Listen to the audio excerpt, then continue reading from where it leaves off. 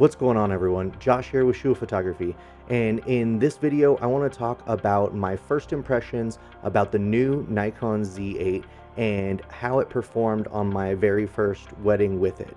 Now, this wedding was a very small wedding. It was a courthouse wedding, but what we did was we did some bridal portraits and a first look at the hotel or the resort that they were staying at. There's a beautiful resort up here in North Tucson, Arizona, called the Lowes Ventana Canyon Resort, and it's nestled in the mountains. It's beautiful. They have their own waterfall, which is actually where we did the first look, and we got some really awesome images that I'm going to share with you later on in this video. So you know I have it. It's right here. So after recording this, I realized that the video would be like an hour long if I left it as is. So what I'm going to do is I'm going to speed through some of the sections when we're reviewing the images and then slow down in some of the sections where I think are pertinent. If there is anything that you see on here that you want more detail on, then go ahead and leave a comment down below. But I'm going to go ahead and put chapter markers for the different sections of pictures that I'm going to be going over. So hopefully you can, bounce around and stuff like that. But go ahead and subscribe if you want to see my future videos on the Z8 or any of my photography related videos. I would greatly appreciate that. I'm not sponsored. I don't do this for a living. I just like to share my thoughts on some of the stuff that I deal with that's photography and life related. So subscribe. Channel markers are going to be down in the description below, and go ahead and enjoy the video. To give you a little bit of a backstory, and I'm going to give you the short version.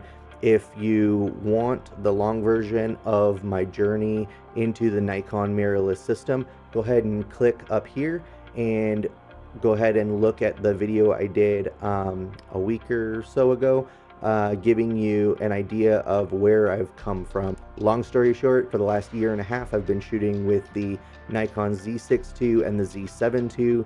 I'm going to be selling the Z7 II and keeping the Z6 II and the Z8 as my go-to wedding bodies. Before we jump into the pictures, I took just shy of 1,200 pictures on one battery for the entire couple of hours that it ended up being. So from about 2 p.m. to 3:30 p.m. we were photographing the first look, portraits, and all of that good stuff at the resort. And then we moved to the courthouse, did the entire ceremony in the courthouse, and then we did some other portraits afterwards in front of the courthouse. So I was able to take almost 1,200 pictures, and mind you, this was also on the same battery that I was taking the time to set up this camera.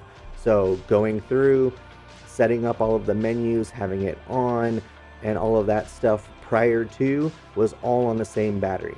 And it wasn't one of the new batteries. It was an original EL15 battery, I believe from probably my D750. The EMEL15C battery that came with the Z8 was completely depleted.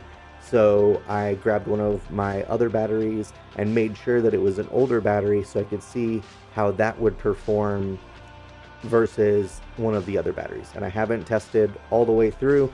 I've got a whole bunch of other stuff that I'm going to be doing in a full-on review here in the near future. I have sessions all throughout this week, this weekend, and then probably into late June before I put out a full-blown review on this, because I want to make sure that I get everything that I can covered.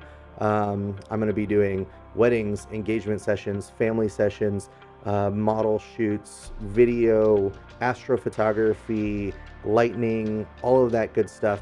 And I want it to be an all-encompassing review for you guys. So if you are interested in any or all of that and my thoughts on this camera, go ahead and like the video and subscribe. That way you'll get notified when I put out any of my future videos. And obviously I'll throw in some videos between now and then if I run across anything that I think might be of value prior to that coming out, and I'll add all of that stuff in my final review.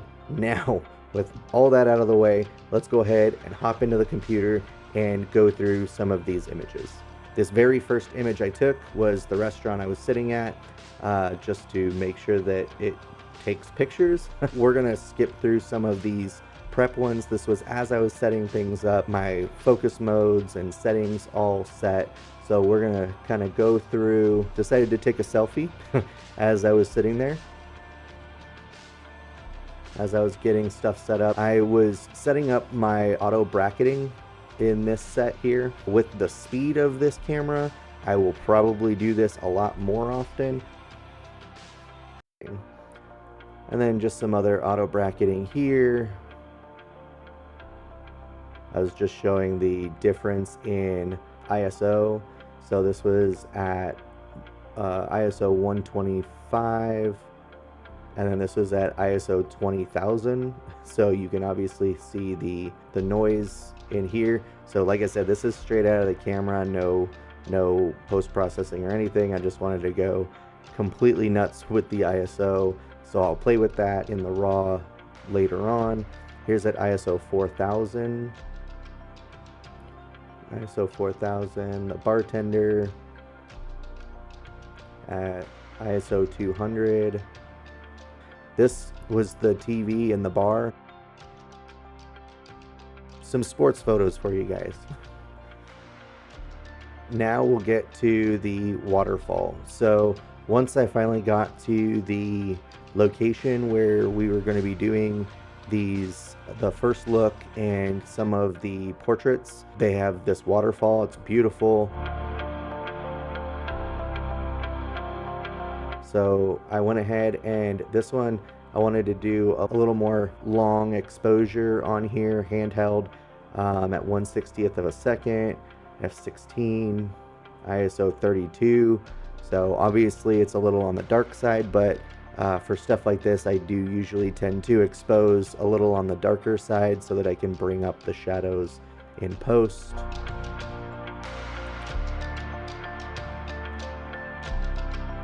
The mountainside here. I did get birds in flight, so, but here's a bird in flight. Obviously it's at f10. I don't remember if it was actually tracking the bird or not.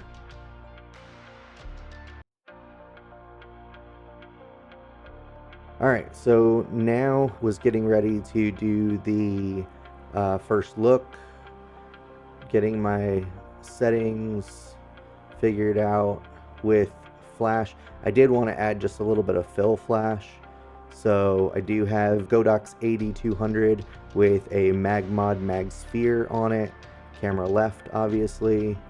That I think I just hit the back of the screen. Now we're back in focus.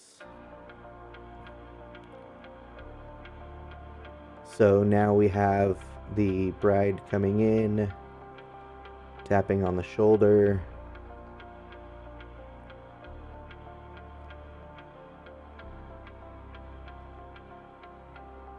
So we can zoom in here.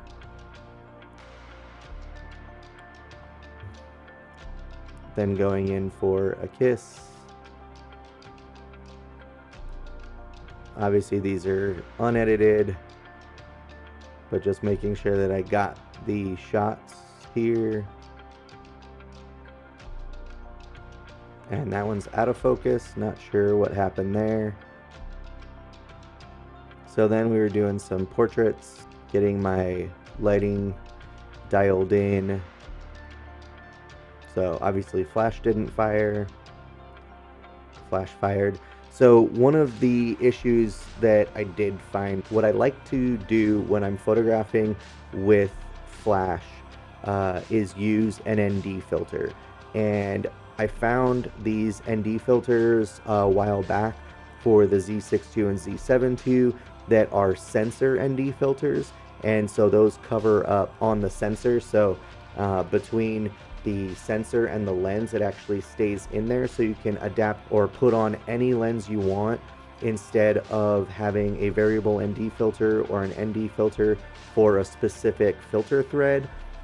You can use any lens with them, and I've been using those a lot. They're made by a company called Case, but for some reason it does not fit in the opening for the sensor on the Z8. They're a little too loose, and so I was not able to use those ND filters. So I was shooting with the flash at almost full power or at full power. Obviously the recycle time on the flash is nowhere near as quick as the camera can take photos.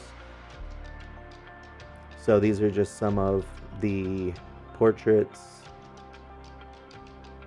We were trying to get photos with this little bridge here. The sun just sucked. Tried using flash, but the branches were just too much for it to look halfway decent.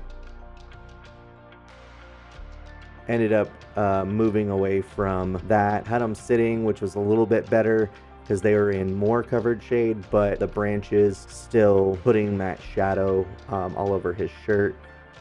Did not like that very much at all. Unfortunately, these trees don't give very much shade other than having a stippled shade effect. So none of that was working, so I decided to go without flash and just bring the exposure up and try and get some. So these came out really cute. I really like these ones. So the skin softening is doing something here, and actually doing a pretty decent job of it. Let me open up Capture One and find that image. All right, so here is the JPEG image straight out of camera, and look right here, and then I'll bring up Capture One, and you can see, number one, how much more detail there is, what effects the skin softening is doing. So raw here in Capture One, and straight out of camera JPEG.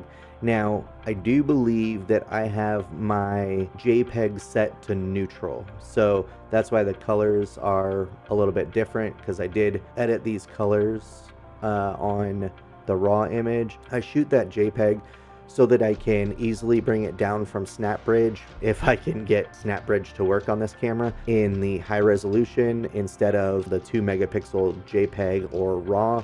I go ahead and download that, and then I'll just up the saturation or something like that for quick sharing on social media or anything like that. Let's go ahead and continue on.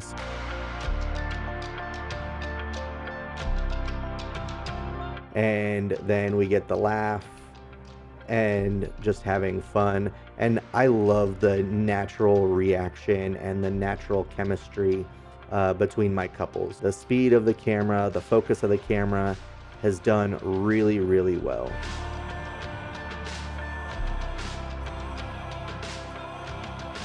So obviously the lighting is crap because it was 2 o'clock in the afternoon. In Arizona, it was about 95 degrees, and we just did some family pictures. Obviously these will have to be done in the raw editing, but this one turned out really cute.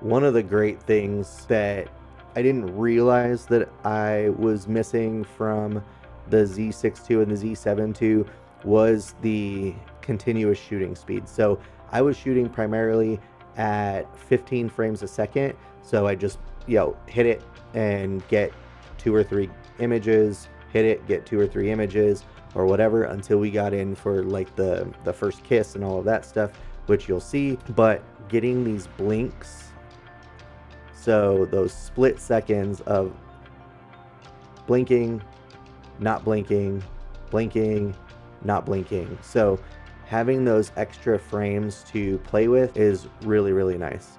So we're getting ready to do a test shot. So what I'm doing is I'm having them walk towards me. So this is going to be a little bit of an autofocus tracking as they're walking towards me. This is with the 20mm f1.8. I am sitting on the ground, and I know I've got all my lighting over here and all of that good stuff sitting over here. I wasn't planning on using those. I'm waiting for the super close-up, which you'll see here in a minute. So this is the spot I'm looking for, is as they're walking over. So they're got it, got it, got it, got it. Looks like it's on her, not him. Both in focus. She's in focus. She's in focus. She's in focus. She's in focus. She's in focus. And these are all at f1.8, so that's why she's in focus. She's in focus. She's in focus. So as they're walking over, she's the one it's locked onto. And I'm laying back, so it's a little blurry from the motion. And here, still locked onto the faces. Maybe the armpit,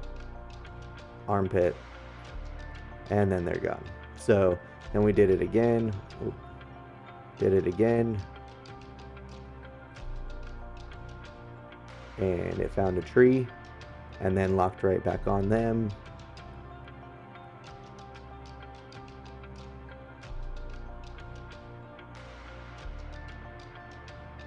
And was trying to get the ring on this shot, so it actually did what it wanted to. Then as they swung back, no faces. So I was putting it in a pretty challenging spot here. This was all auto area AF, so it's just trying to get whatever it thinks it wants me to take a picture of, and it looked like the tree was the primary subject.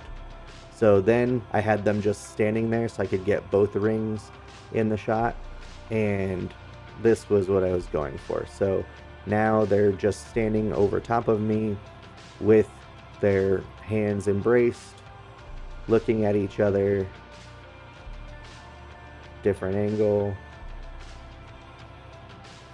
and a little kiss.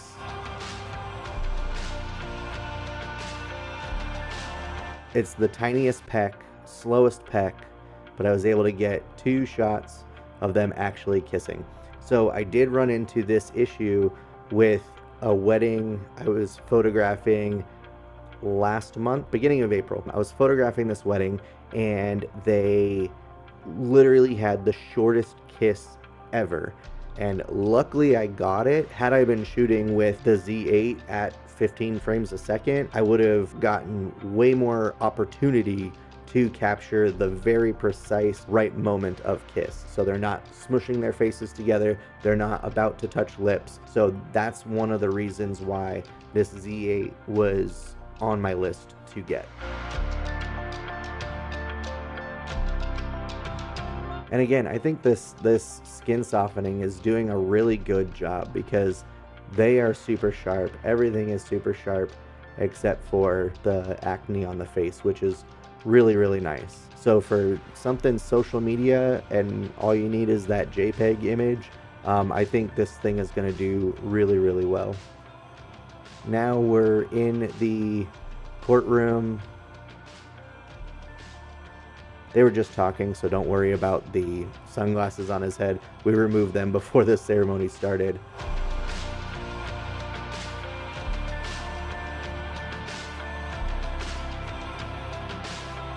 And I really, really like how this was performing. One of the really cool things that I know it's on the Z6 II and the Z7 II, but the fact that these grab the eyes so well, or they know that the eyes are focusing so well, that you can use the joystick back here to say which eye you want it to go to and on which person.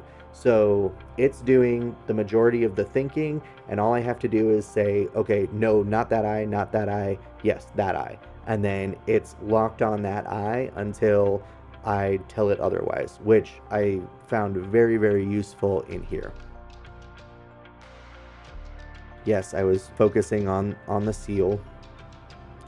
So now here is where I was really impressed by this. Like, 99% of the time, because I had it focusing on his eye so that anytime I moved around, he and she were in focus, just tack sharp, right on the eyeball, super sharp, which was really impressed. So this is 85 1.8 at 1.8, 1/250th of a second at ISO 2000. So this is at ISO 2000, JPEG, straight out of camera. Really, really impressed.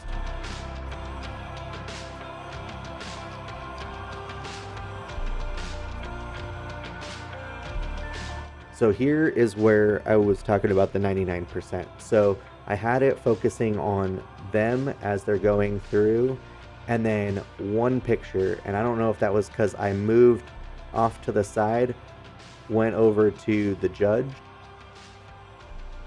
and then once I came back here, it was just locked on the two of them.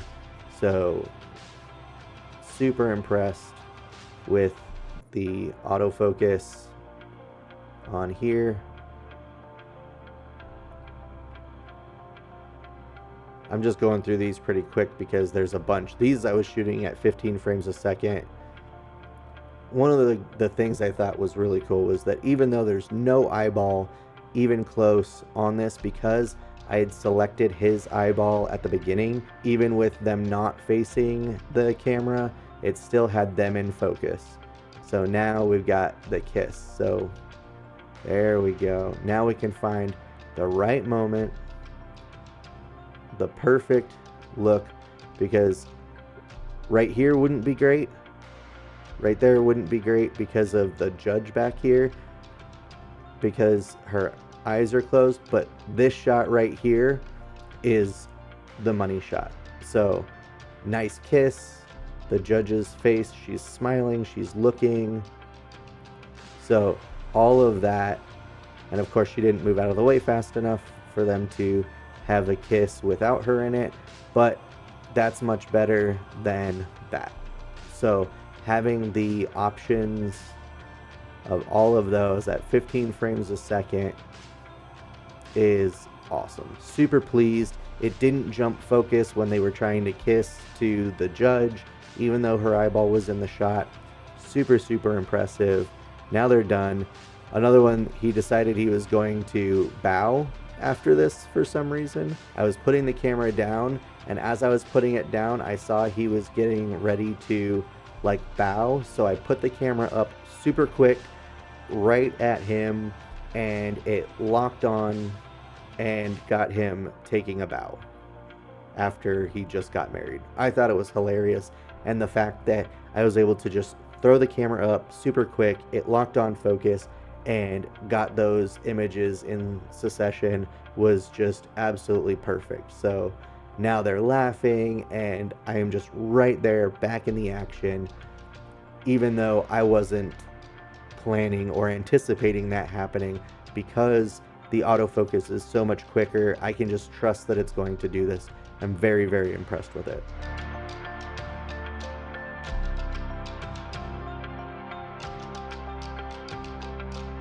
So then after the ceremony, we walked out to the original Justice Court, which is this building here. So getting my ideas for how I'm going to photograph them. So we have the building with the 20mm f1.8. And I had the brother holding this sign to kind of give us shade, because as you can tell, the sun is beaming right in their faces, and this was the best location for these photos. So we got them situated, shaded, and popped the flash in there to show what is going on.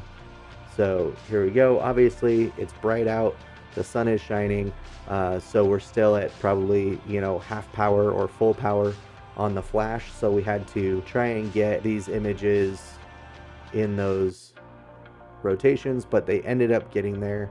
So we were able to get the flash on them to even out the lighting. And then here we've got some portraits here of the whole family. Unfortunately, this courtyard is not very big.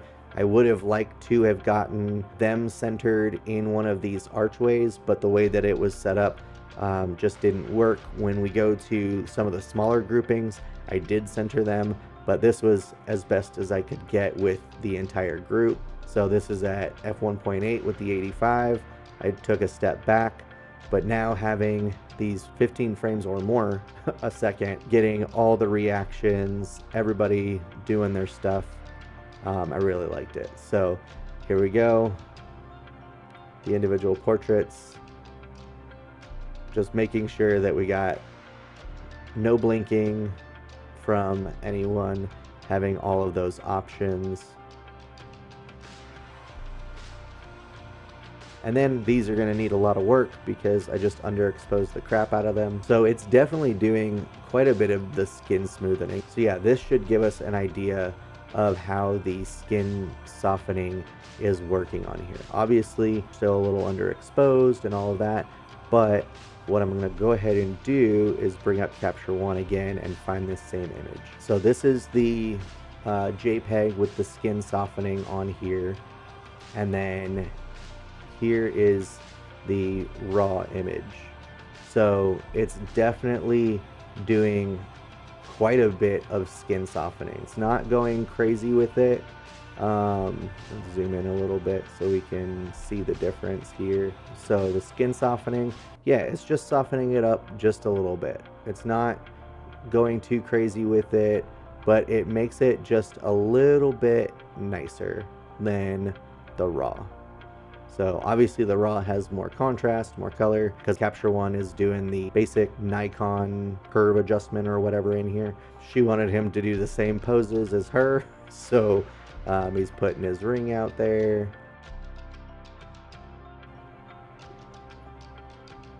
The performance was awesome.